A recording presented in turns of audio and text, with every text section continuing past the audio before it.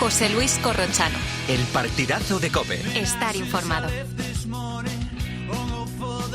Aquí estamos esta noche de radio contando esta historia de Rodri. Le ha dicho sí al Barça, abandona la opción de fichar por el Real Madrid con Gonzalo Miró, Roberto Palomar, Roberto Morales, ha pasado Ciro López, Emilio Pérez de Roza, ha estado Fernando Morientes. ¿Os queda alguna cosa así por decir, Roberto Palomar? ¿Quieres decir alguna cosa de todo lo que has escuchado, se te haya ocurrido en este tiempo? Reiterar el enorme interés que tengo por ver cómo va a armar Mourinho todo esto. Hablaba antes Gonzalo de la diferencia, Rodri marca un poco cómo juega uno y cómo juega otro. Bueno, yo incluso a Mourinho esta vez le doy el beneficio de la duda. Vamos a ver qué se le ocurre y cómo hace jugar a este equipo. No, digo Robert, los dos fichajes, tanto el de Diomandé como el de Rodri. No es desborde. Hay que decir que uno es un perfil muy distinto al del otro. Sí, pero que, bueno, vamos a ver, es que tengo mucho interés.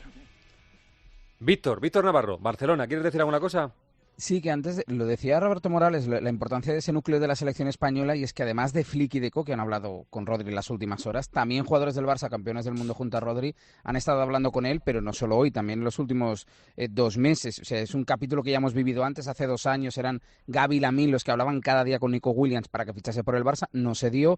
También futbolistas del Barça se han acercado a otros jugadores durante el Mundial que están en otros equipos, a Rodri, pero también a Oyarzabal, a Pubí. Pues importante ese núcleo que tiene el Barça en la selección, 8 jugadores en este Mundial, pues claro, que ven cada día, se han visto cada día durante, en este caso el Mundial, pero también en las concentraciones, pues también importante, y eso suma para operaciones como la de Rodri. Víctor, esta operación de Rodri, si termina cerrando la del Barcelona, que tiene lo más difícil, que es el sí del futbolista, y ahora tiene que rematar con el dinero con el City, esto no impide que el Barça siga queriendo Julián Álvarez, ¿no? No lo impide, no lo descarta, y el Barça sigue con la obsesión de Julián. Quieren a Julián porque Julián y su entorno, su agente, les han dicho que quiere vestir de azulgrana y el Barça no lo va a dejar tirado. También explicábamos ayer pues esta situación, y ahora lo que va a suceder es que Julián se va a incorporar a los entrenamientos. En el Barça lo saben, que irá a entrenar con normalidad, él es un profesional, acudirá a entrenar, pero quiere hablar con el Cholo cuando lo vea. El lunes no estará aún el Cholo seguramente porque vienen de Seúl, pues el martes cuando lo vea, Julián se incorporará el lunes. En cuanto lo vea quiere charlar con el Cholo, quiere hablar con él y decirle que él lo que quiere es irse y quiere ir al Fútbol Club Barcelona. A partir de ahí lo que suceda pues no lo sabe nadie, no lo saben en el Barça, pero esa es la situación, y en el Barça siguen apostando por Julián. De hecho no hay un plan B.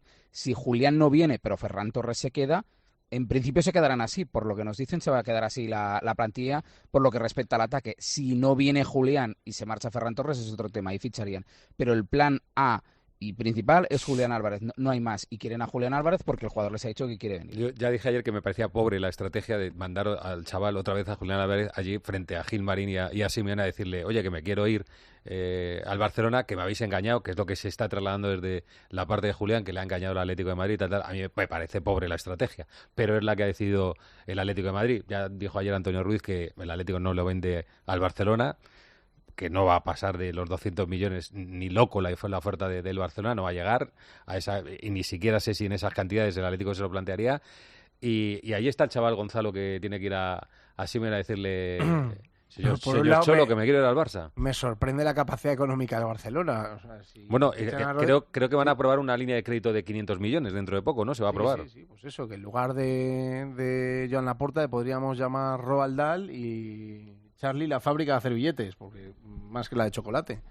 Porque es sorprendente, ¿no? Que tengan ese poderío económico para fichar, teniendo en cuenta la situación de la que acaban de salir. Dicho esto, yo insisto, yo creo que Julián Álvarez se va a quedar en el Atlético de Madrid porque no va a tener muchas más alternativas para salir. Quizá la Premier, pero tampoco veo muchos lugares en la Premier donde pudiera recaer.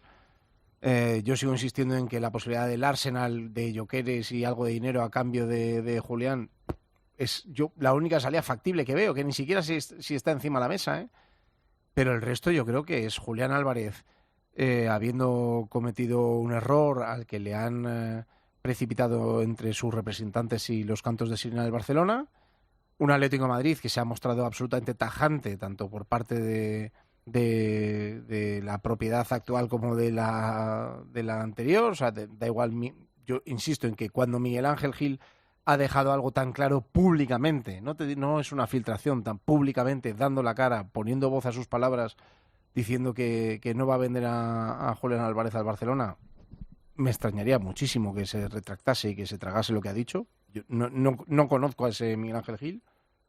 Sigo insistiendo en que en la ecuación de Apolo me parece absolutamente inviable que lo primero que haga Apolo, la primera decisión deportiva importante que tome una vez que entra en el accionariado del club, sea vender a Julián Álvarez a uno de sus rivales directos.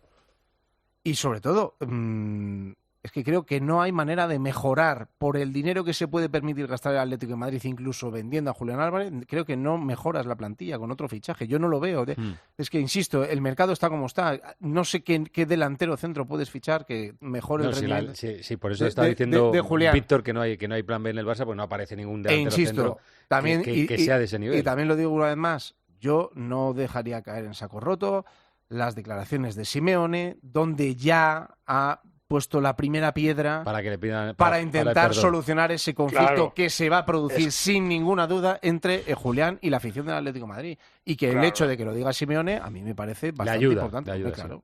Claro, Simeone ya está trabajando en algo que yo creo que es lo que tiene que hacer el Atlético de Madrid y el jugador, porque la postura del club es que no admite ninguna duda. Entonces, ahora hay que trabajar para darle la vuelta a esto, para que Julián baje de su ensoñación, para que se entere de dónde está y que su futuro está en el Atlético de Madrid, y desde el lunes o cuando se vea con el Cholo, pues a ver cómo le venden el producto a la afición para que esto sea lo menos lesivo posible. Yo creo que hay que quitar toda la broza y todo el barro que empezó generando el propio Julián y mirar al futuro. Ahí tiene un muy buen equipo para rendir y el Atlético tiene un buen jugador. Entonces eso tiene que confluir y funcionar. Por cierto, que está a punto de salir Thiago Almada a River Plate por 20 kilos, haciendo hueco para una información que viene publicando el diario Marca estos últimos días, que el Cuti Romero sea el futbolista que viene al Atlético de Madrid del Tottenham, un central de mucha autoridad y que le persigue el Atlético de Madrid hace bastante tiempo, operación que tampoco debe ser fácil, aunque me da la impresión de que la pancarta del Mundial de Argentina, esa de Malvinas es Argentina, eso le puede traer problemas a los jugadores argentinos en la Premier y que puede facilitar la salida de algunos jugadores argentinos, no digo que de todos, pero que te puede crear problemas y a lo mejor por ahí encuentra una vía el Atlético de Madrid. Tengo aquí apuntados. Es una obsesión de Simeone desde hace varias temporadas que lleva pidiendo a Cuti Romero. Su club no le permite una salida fácil.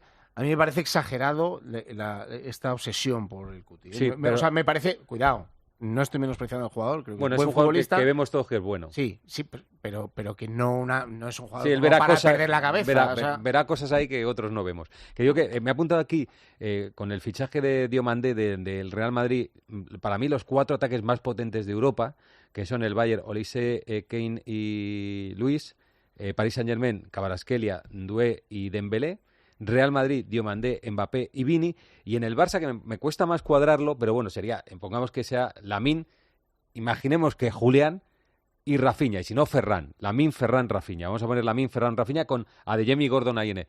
¿Cuál os parece más potente de los 4? Hombre, a mí el del PSG porque ya le hemos visto funcionar. Que es doble campeón de Europa, claro. Eso ya demuestra que eso ha funcionado. Lo del Madrid está por funcionar, desde luego los nombres son apabullantes, como eso se ponga en marcha y funcione, evidentemente está ahí bien, pero a mí de lo que has dicho me convence el PSG porque ya lo he visto. Sí, a ti, Morales, ¿cuál te gusta de todos? Bueno, coincido que el PSG es que va como un tiro, ¿no? En los últimos años lo ha demostrado. Desde la salida de Mbappé no pensábamos que ese equipo iba a crecer como ha crecido ofensivamente y funciona muy bien. Yo, que hemos pasado de puntillas porque el tema Rodri se lo come todo de la renovación de Vinicius, yo creo que es una buena noticia para el Real Madrid. Yo prácticamente le veía afuera, ha jugado mucho, ha tensado mucho la cuerda al brasileño y creo que siga en el Real Madrid es una buena noticia, a ver cómo se acomoda Diomandé a la banda derecha y están obligados a entenderse. Es un reto de Mourinho que combinen bien Mbappé y Vinicius, claro, es un reto.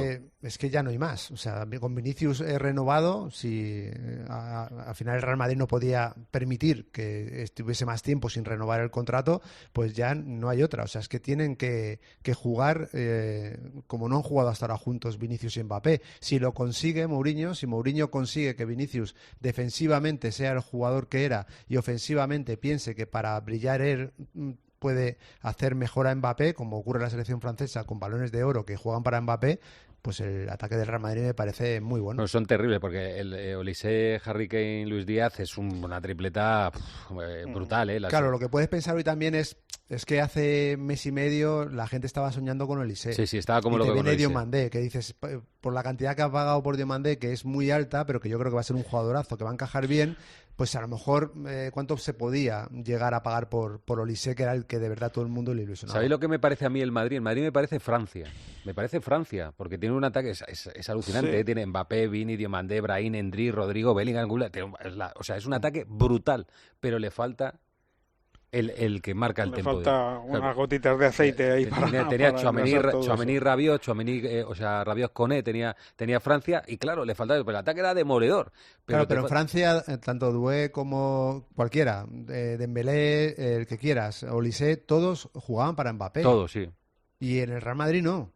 Entonces esto es lo que hay que Bueno, cambiar. vamos a verlo, Si tú has ¿no? visto hasta ahora, si tú has visto que Mbappé puede ser lo que demuestra en su selección en el Real Madrid y los números lo acreditan sin jugar para él siempre, los números que ha marcado en el Real Madrid hasta ahora, pues tienes que cambiar esto, ¿no? En el resto de compañeros hacia Mbappé.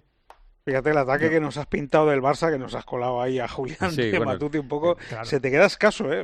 Lamine, Julián, Rafinha. Sí, pues parece que no suena tanto como nosotros, ¿verdad? Parece que no suena tanto. sí. Pero luego combinan es- bien. ¿sabes? Bueno, es un juego divertido, pero claro, hay que poner mucho más en la balanza para saber de qué manera puedes explotar mejor ese ataque. O sea, ¿cuántos balones le van a llegar a la gente arriba? Sí. ¿Le va a llegar más balón arriba a los 3 del Bayern, a los 3 del PSG, a los 3 del Madrid, a los 3 del Barça? Correcto. Porque luego al final son todos muy buenos futbolistas. Es verdad que unos tendrán más desequilibrio, pero unos da la sensación que por la manera de jugar de cada uno, por si van a jugar en, como se dice Sí, ahora, pero son eso- 4 equipos dominadores, ¿no? Son 4 equipos dominadores. Sí, pero por ejemplo, tiene mucho más equipo para dominar el PSG o el Barcelona que el Real Madrid. Para dominar, digo a través del Sí, balón. por los de centrocampistas, jugar en la por los exacto. centrocampistas, sí. Ahora, que va a jugar a correr y a buscar los espacios y eso, no solo por el perfil de fichajes que afirma el Madrid, sino porque además sabemos que a Mourinho le gusta jugar a Sí, eso. sí, le gusta jugar a eso, No es le una gusta novedad. Pero en cambio, oye, para el tipo de fútbol que practica el Barcelona, pues hombre, Flick estará encantado con el fichaje de Rodri, porque para él estamos hablando de jugadores de tal nivel que evidentemente los quiere cualquier entrenador y que pueden encajar en cualquier equipo. Pero para un equipo que propone ese tipo de fútbol, pues será mejor todavía. Le pasa, claro, el PSG. Pues el PSG, además de tener una tripleta ataque muy buena, es que domina los partidos, que le saca Tiene el el rendimiento centrocampista. máximo. Claro, Dijo es que Deco- todo eso influye mucho. Dijo Deco hace un tiempo cuando le preguntaron, oye, Rodri, ¿qué te parece? Dice, hombre, a mí el mejor me parece Busquets, el segundo mejor me parece Rodri, pero no lo vamos a poder fichar nunca. Eso hace un tiempo y ahora está a punto de ficharlo. Oye, cierro con Melchor y con Víctor. Melchor, mañana se va el Madrid a Hungría para jugar contra el Ferencváros el próximo sábado. Ahí no sabemos si va a ir Diomandé, has dicho, ¿no? No se sabe todavía porque ha sido todo muy reciente. Mañana entiendo que a primera hora pasará el reconocimiento médico, a las 10 hay entrenamiento. Después del entrenamiento se da la lista de convocados y vamos a ver si Mourinho decide que viaje a las 3 de la tarde cuando lo va a hacer la expedición del Real Madrid. Hombre, no para jugar porque, como te decía anteriormente, venía de arrastrar una pequeña infección, no había trabajado con el resto de compañeros en Austria, se había incorporado recientemente, pero a lo mejor sí para hacer ya grupo, para entrar en la dinámica de lo que es el equipo, para ir conociendo a los Sí, compañeros. yo creo que el se lo sábado podría llevar, es ¿no? día Bernardo Silva, creo, para mí, de lo que va a ver en acción a Bernardo Silva, que es el de los fichajes que ha hecho el Real Madrid, el que va a poder Sí. jugar, y yo creo que es día para ver a Bernardo Silva. Respecto a otros partidos, recupera Mourinho a Rüdiger, que no estuvo Sí. ante la Fiorentina, a Vinicius, a Brahim, a Bernardo Silva, como dices, y vamos a ver si puede incorporar también a Hausen, que es la primera vez esta semana que ha trabajado un poquito con el grupo, solo lo ha hecho una parte, venía arrastrando molestias físicas y va a ser el segundo amistoso ya importante ante el Ferencváros. Luego ya quedaría la próxima semana el Teresa Herrera el miércoles ante La Coruña y luego el Schalke 04, el último antes de Lo arrancar contaremos. la temporada. Gracias, Mel, un abrazo, hasta luego. Hasta luego. Víctor, entonces, ¿qué crees que va a pasar en las próximas horas? ¿Qué debe pasar? Bueno, en las próximas horas estamos preguntando constantemente cuando el Barça presente esa oferta o cómo avanza, ¿no? ese traspaso de Rodri, es lo que estamos pendientes las próximas horas, es lo más inmediato. Y decir también que dentro de todo esto, lo deportivo, ya que Melchor también hablaba de ello, que Gavi se ha incorporado a los entrenamientos, a todo esto. Con el pelo rosa. Con el pelo rosa, era una noticia que sale que era por la mañana, pero claro, han pasado tantas Que es cosas promesa del Mundial, claro.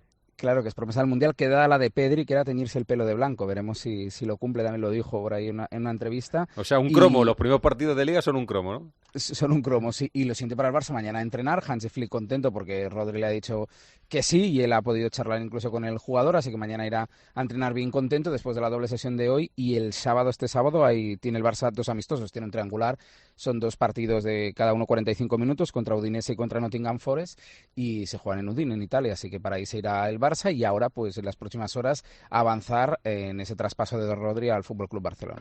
Muy bien, Víctor, os habéis ganado el sueldo hoy trabajando, ha habido un montón de noticias. Les quiero decir a los contertulios, a los que habéis estado aquí, que tenemos aquí una pantalla en la que se refleja el pico de audiencia y no, o sea, lo que se refleja ahí no es de un día de agosto de verano. No, o sea, ha habido una atención brutal y creo que la marca todo este asunto de Rodri. Parece un día de Champions. De Champions total. Sí. O sea, lo marca mucho Rodri, por supuesto. Barcelona, Real Madrid, lo tiene todo. Y luego pues ha habido un par de noticias muy potentes como son Diomande y Vinicius. Así que, Roberto, os agradezco un montón la conversación. Palomar y Morales, un abrazo. Chao. Un abrazo. Hasta luego, chao. Gracias, Gonzalo. Un placer, Hasta Corro, luego, querido. hasta luego. Vamos con Chao. los fichajes, el fichajeo.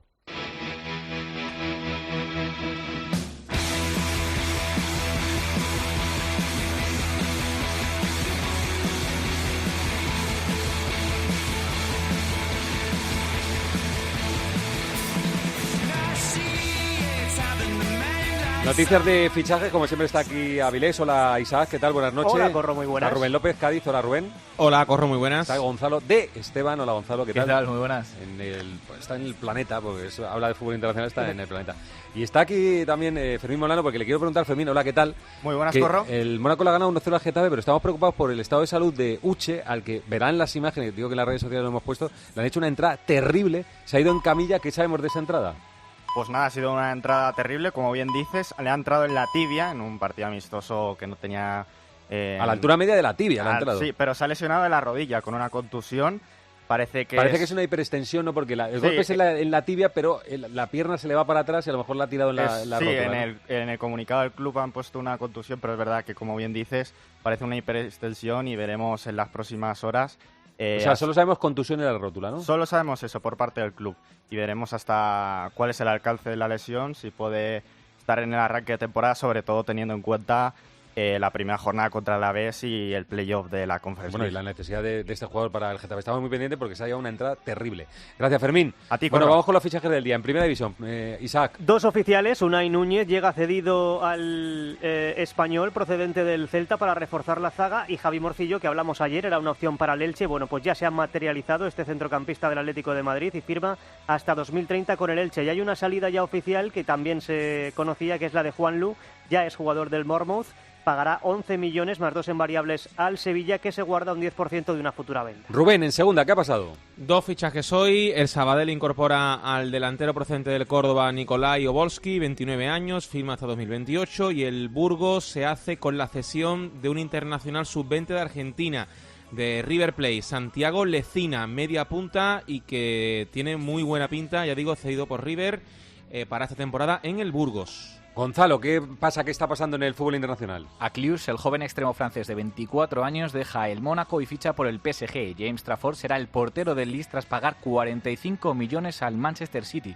Se convierte así en el cuarto portero más caro de la historia y Fekir, el ex del Betis, finaliza su contrato con el Al Jazeera y continúa su carrera en el Aba Club. ¿De qué se está hablando que puede pasar en las próximas horas en Primera División, Avilés? Bueno, hay 2 apellidos que empiezan por Al, que pueden salir de nuestra liga. Por un lado, Almada está cerca de marcharse a River Plate, 25 añitos, y el Atleti espera ingresar unos 20 millones de euros. Vamos a ver si se materializa.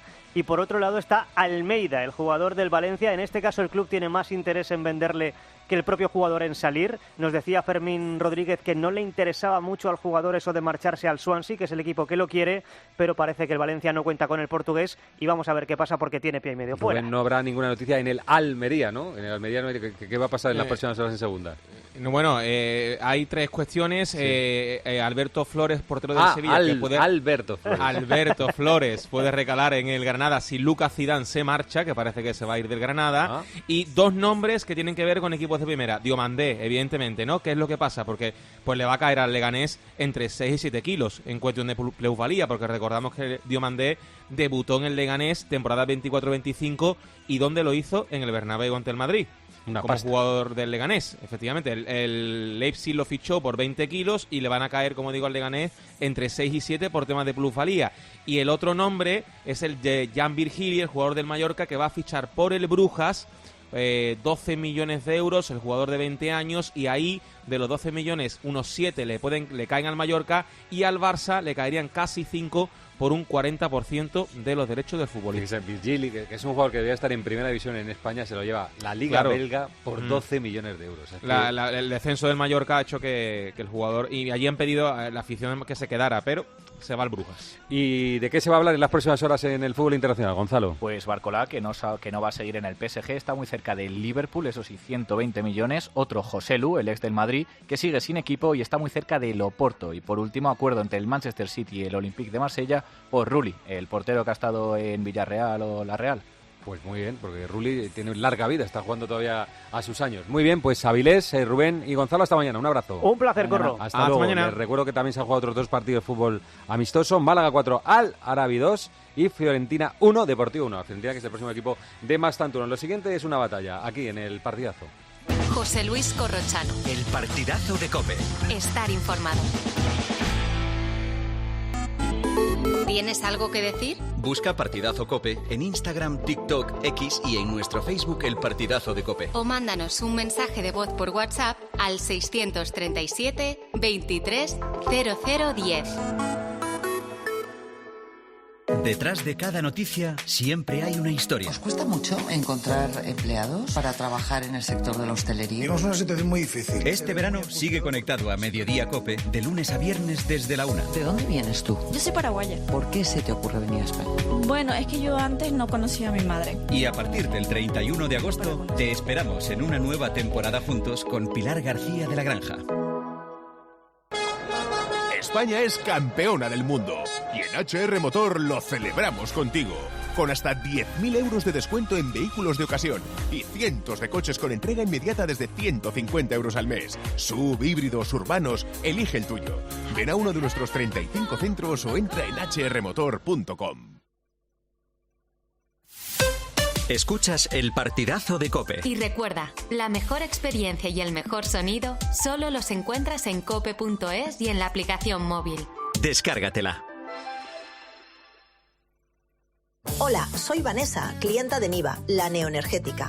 Y si ahora metéis el código Vanessa50 al contratar en niva.es, os dan 50 euros en luz y otros 50 a mí por cada uno de vosotros. Venga, pasaos a Niva conmigo, Vanessa50, y también podréis enchufar a gente y ahorrar aún más dinero. Niva, buena vibra. ¿Otra vez dándole like a las fotos de las vacaciones de los demás desde tu sofá? Que el seguro no cambie tu forma de disfrutar. Entra en Berti.es, contrata hoy tu seguro de coche y llévate hasta 150 euros de regalo. Berti, la aseguradora digital número 1 de España. En Lidl batimos el récord del ahorro con más de 800 bajadas permanentes. Desde esta semana bajamos el precio de nuestros huevos. Llévate una docena de huevos talla M a solo 2,85. No aplicable en Canarias. Lidl, vale la pena. Vale, como empresa tengo que cumplir la nueva normativa de envases y para eso están los scrap. Me hago un Excel, los comparo, leo la letra pequeña, llamo a mi gestor de residuos, pido una reunión. Tranquila, yo entré en Genci.es, hice clic, clic, clic y ya estoy cumpliendo la ley. Y sin cambiar mi operativa ni la de mis clientes. ¿Así sin más? Claro, Genci se encarga de todo. Hazlo fácil, hazlo Genci y hazlo ya. En Herrera en COPE siempre hay algo que merece la pena escuchar. Ha sido una mañana intensa, interesante, bastante emocionante. Este verano sigue conectado a las mañanas más entretenidas de la radio en Herrera en COPE. De lunes a viernes desde las 6. Usted también le habla. Yo hablo con mis macetas, les digo de todo. Y el 31 de agosto, nueva temporada juntos con Carlos Herrera, Jorge Bustos y Alberto Herrera.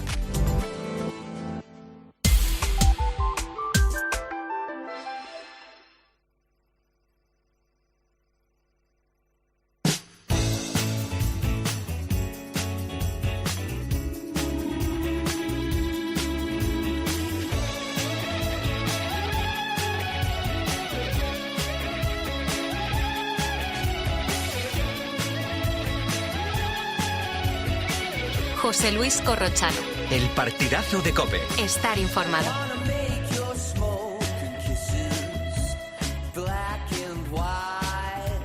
En esta segunda temporada de las batallas de los compañeros de la cadena COPE, viene a contarles una muy potente, hace 20 años que sucedió y parece que fue ayer.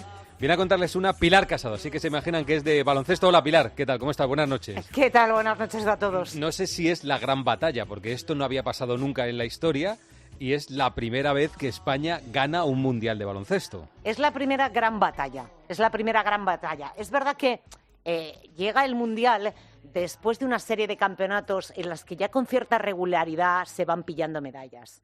Pues piensa en la plata del año 99 en el europeo, el bronce en Turquía en el 2001, pinchamos en cuanto al medallero, pero la posición fue buena en el Mundial de Indianápolis de 2002, jugamos la primera final en Lituania, o sea, contra los lituanos en el europeo de Suecia, pinchamos en los Juegos de Atenas, recordaréis que nos echó Estados Unidos, y en el año 2005 nos quedamos fuera del podio. Esa escoció bastante.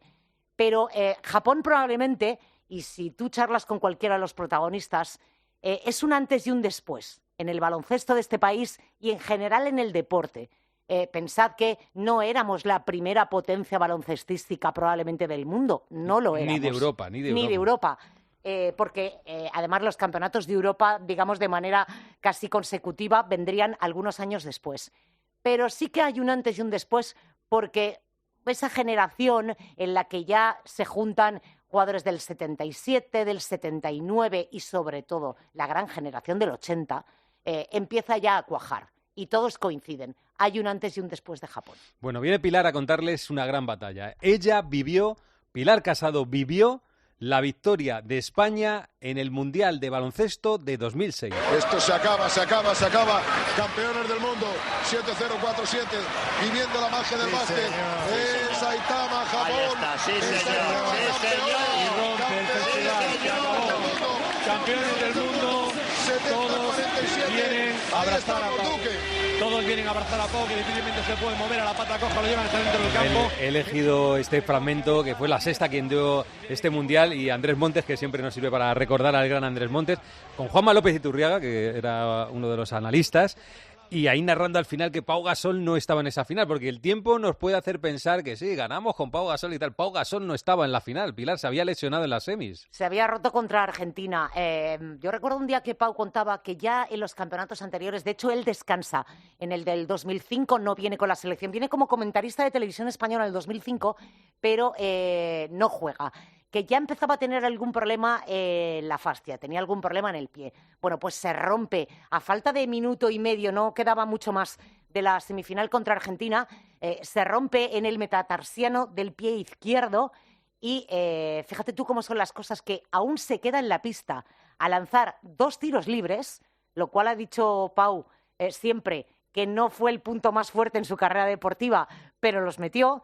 Y después se va al banco, se rompe y evidentemente, bueno, pues todo el mundo sabe, el triple de Nocioni que no entra y que probablemente si hubiera entrado estaríamos hablando de cualquier otra cosa, pero no entró. Y en la gran final contra Grecia, la Grecia de Diamantidis, de Spanoulis, que era un había equipazo. Ganado a Estados Unidos. Sí, de hecho, fíjate tú, Estados Unidos, que pierde con Grecia en la semifinal, no se queda a la ceremonia de medallas. La ceremonia de medallas en aquel mundial era como antiguamente lo conocíamos todos, que era, se juega el partido por el bronce y después se juega la gran final. Y el que gana el bronce se espera a que se entregue el oro, la plata, el bronce y se sube al podio. Y Estados Unidos ya no lo hace. ¿Te acuerdas de quién tenían los Yankees?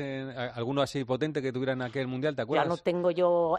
No era la época en la que Estados Unidos iba con los primeros espadas. Habíamos pasado a una especie de mezcla entre... ¿Algún NBA, ¿no? ¿Algún NBA o tampoco siquiera algún NBA? Ya ni me acuerdo. La verdad es que en eso ando cortísima de memoria, pero...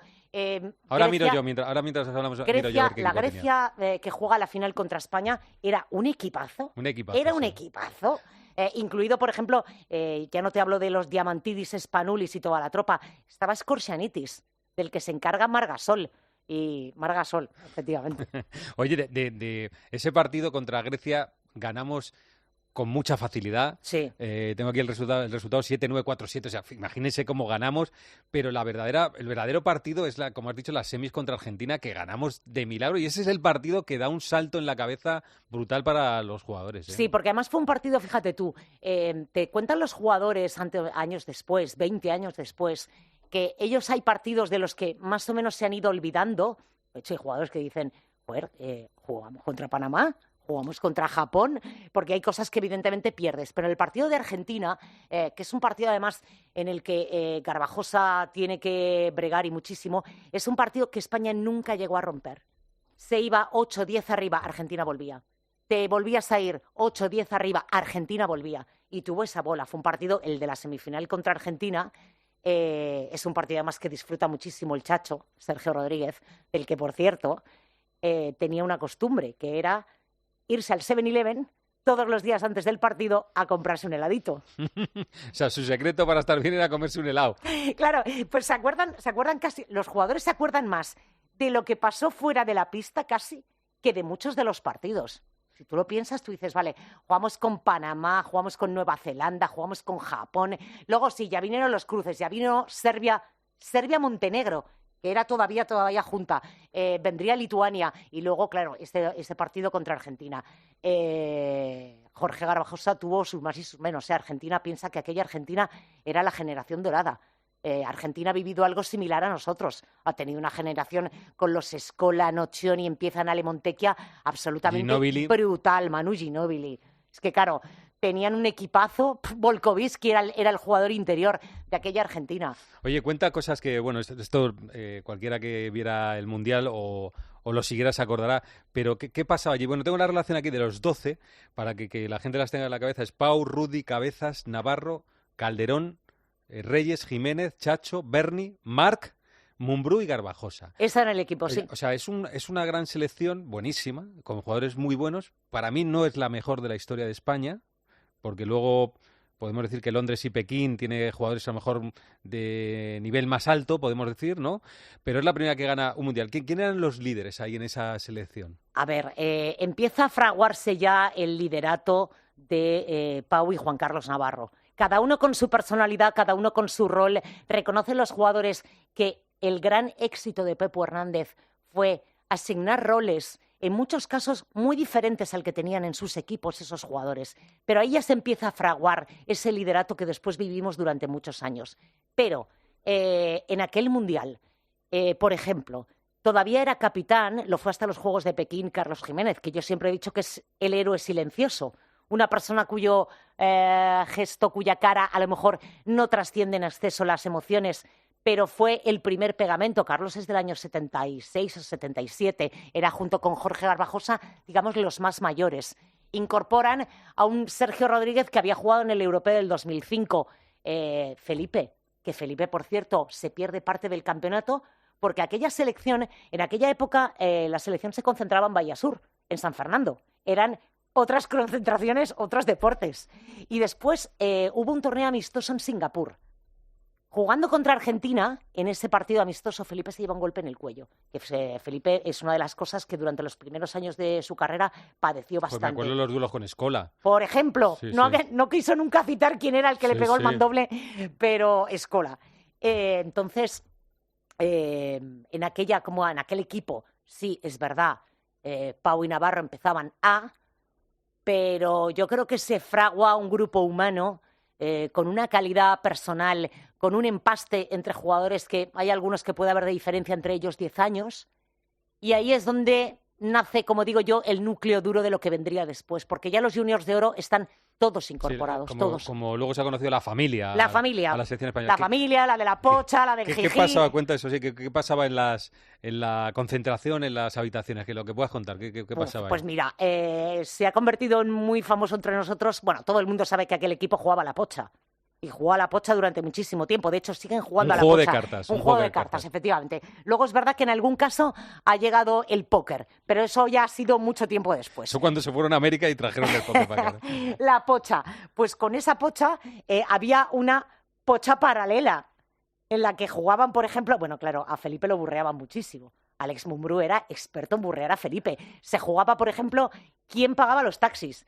Pues si salían a cenar, ¿quién pagaba?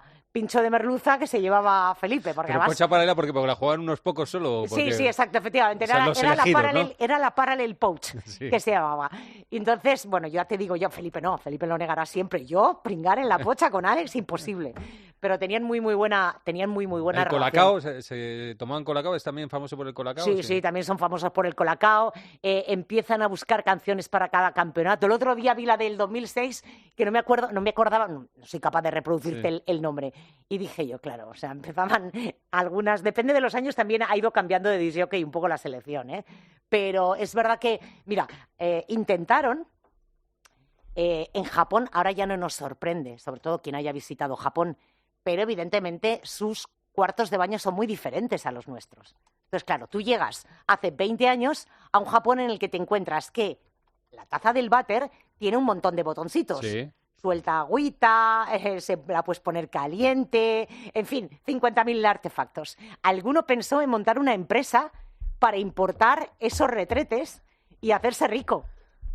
O sea, sí, ya tenía la cabeza su perfil empresarial, sí, ¿no? O, por ejemplo, la escapada de Bernie, cuando decidieron ir a Quijabara a comprar las famosas bandas que luego se pusieron en la celebración. Cuenta eso. Eso lo compran, se van Mumbrú.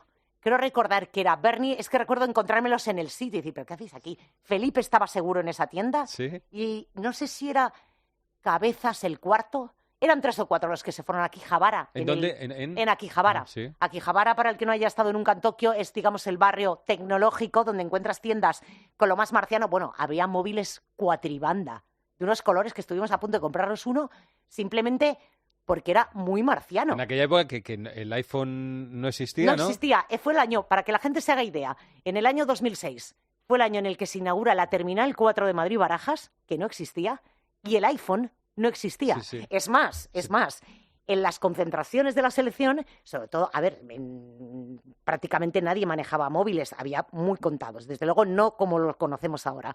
Y entonces, menos en Japón, con lo cual había 2 móviles en el seno de la selección que no sé por qué había amplias sospechas de que casi siempre estaban en la habitación de Carlos Cabezas. O sea, solo había 2 móviles en la concentración. 2 móviles. Y los tenía Cabezas, los dos. Solían estar mucho en la habitación de Carlos Cabezas.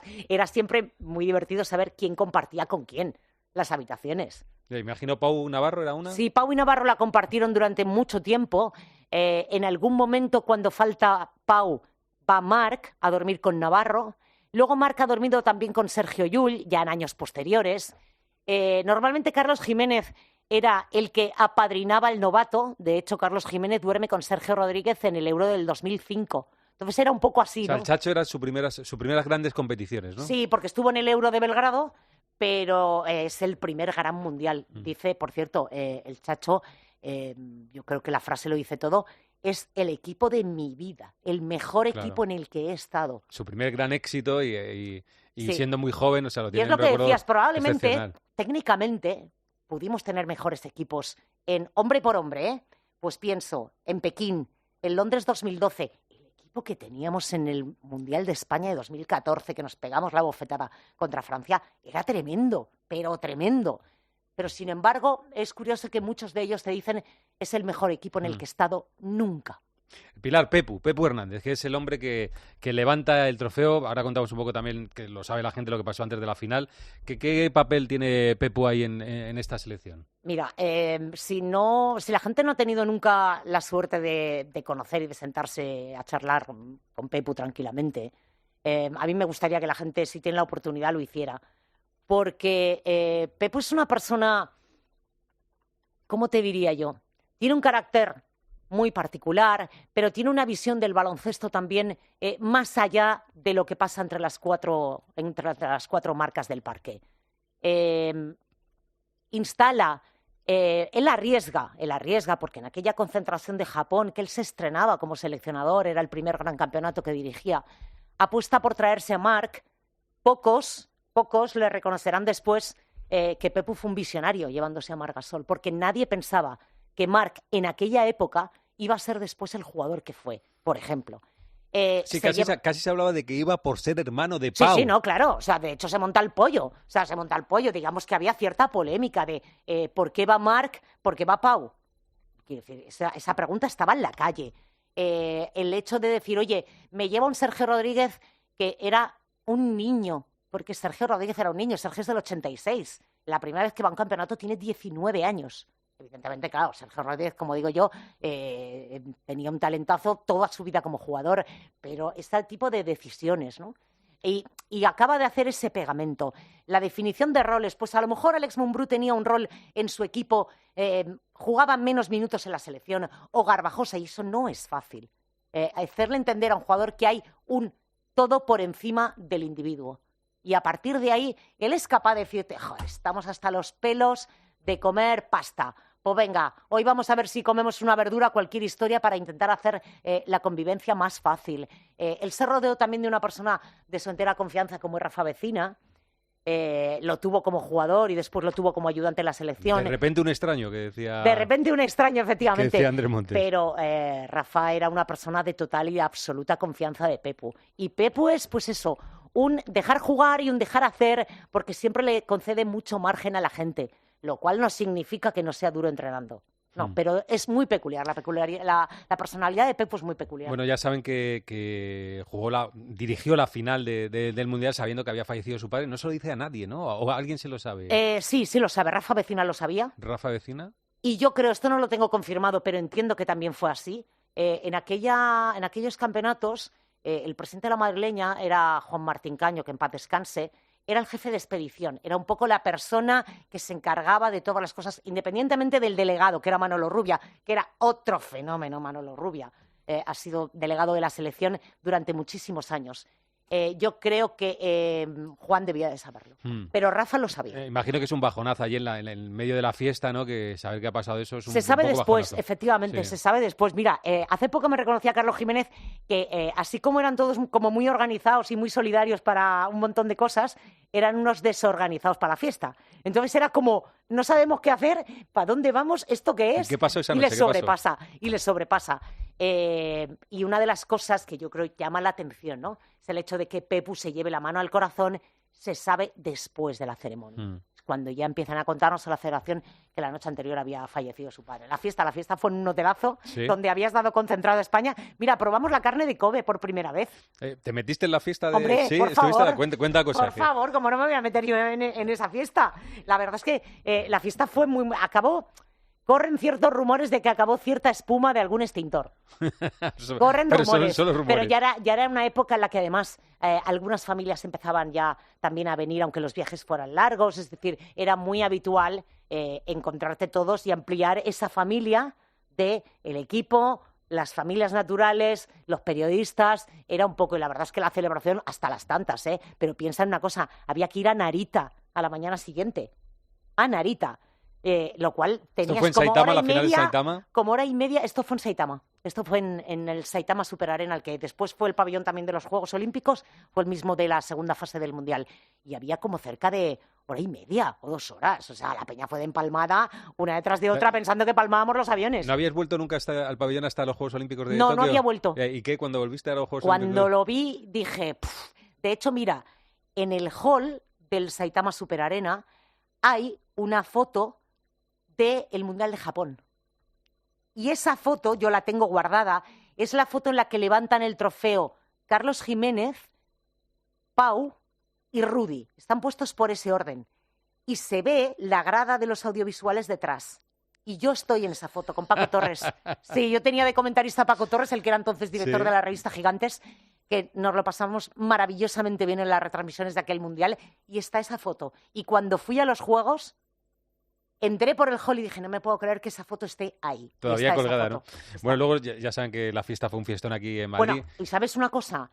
Los jugadores, ahora que vas a hablar del fiestón de Madrid, de Plaza Castilla, los jugadores yo creo que les pasaba a todos, no eran conscientes de la que se había liado en España y de lo que les esperaba cuando aterrizáramos, porque aterrizamos casi de noche. Sí, muy tarde. 11, 12 de la noche, creo recordar. Muy tarde. Bueno, veníamos vía Londres. Vinimos vía Londres. Fue muy tarde, para el recuerdo que da la palabra de de Pepu baloncesto, que esa queda para la historia, y luego de ahí se fueron al Chistu, porque yo estaba en el Chistu a la espera de que llegaran. Pues al Chistu debieron de llegar a desayunar. Sí, fue muy tarde, muy tarde. Pero todavía dentro de los horarios de los programas nocturnos llegaron, porque se les estaba esperando para hacerles entrevistas, y tengo el recuerdo ahí de ver a Pau Gasol en muletas, y cuando se querían ir todos, porque estaban agobiadísimos, y Pau, venga a firmar autógrafo, y le decía a Navarro, ayúdame, decía, macho, sal de aquí como puedas. Sí, había dejado la silla de ruedas, que fue su gran amigo desde que se rompe contra Argentina. De hecho, yo recuerdo la imagen entrando en el hotel. España estaba concentrada en un hotel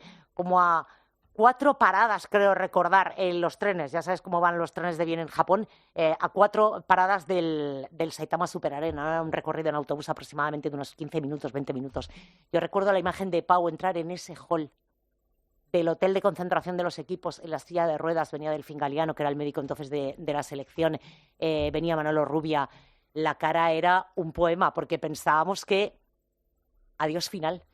Esa era la sensación, al menos desde fuera, o sea, se nos ha caído el chiringuito. Sí, claro, Grecia venía de ganar a Estados Unidos con un equipazo. Y hasta aquí hemos llegado, chavales. Sí, pues vamos a jugar la final, pero igual nos meten un viaje que no veas. La final sin Pau fue espectacular. Vas a flipar, ¿eh? Tengo aquí la lista de Estados Unidos, lo que hace el tiempo, claro, que no te acuerdas. A mí, yo que tengo memoria de pez. Te voy a decir de los que a mí me suenan que son todos, pero claro, hay que ponerse en el año que es, ¿vale? Que luego han sido algunos la bomba. Entonces, estaba Chris Paul, ¿vale?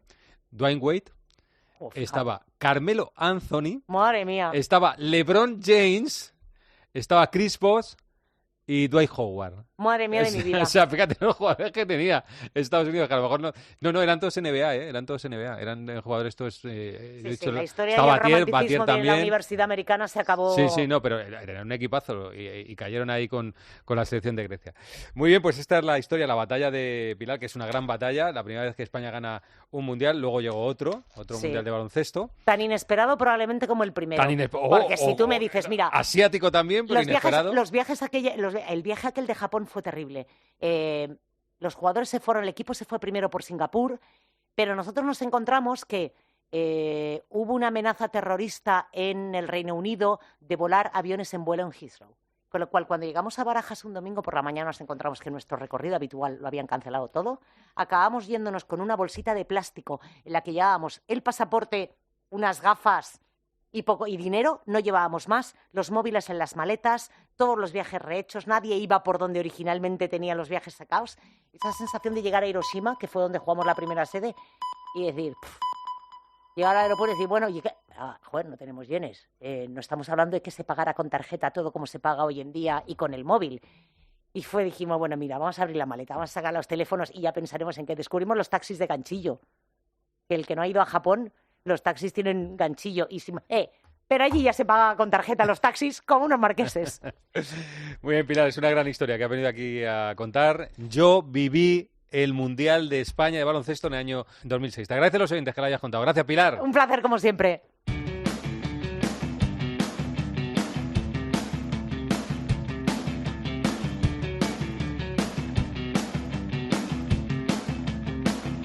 Empiezo a quererte, empiezo a pensar que no hay un día que no quiera verte y demostrar todo el amor que te mereces.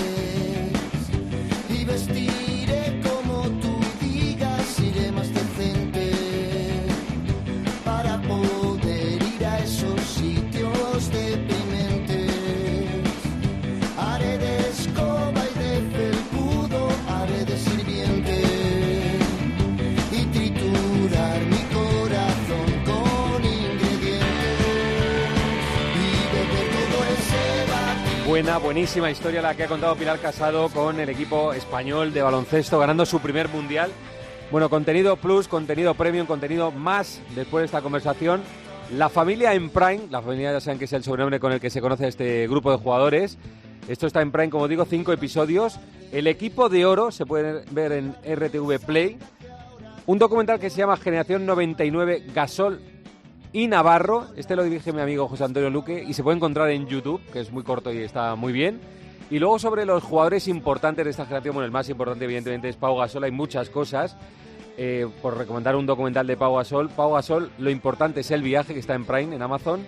y de Rudy Fernández. Como siempre digo que siempre hay algo en Informe Robinson, hay un Rudy Fernández en Portland, en su etapa americana, que se puede ver en Informe Robinson. Y luego, si quieren volver a disfrutar del partido de España-Grecia, que es esta final en Japón del Mundial del 2006, está en YouTube entero. Este Mundial lo dio La Sexta, lo narró el gran Andrés Montes y en los comentarios estaban Juan Maiturriaga y Lagarto de la Cruz. A disfrutar con ello. Bueno, mañana más historias aquí en El Partidazo. Les dejo la mejor compañía, que ya saben es la radio, esta que suena, que escuchan, que es la cadena COPE. Buenas noches.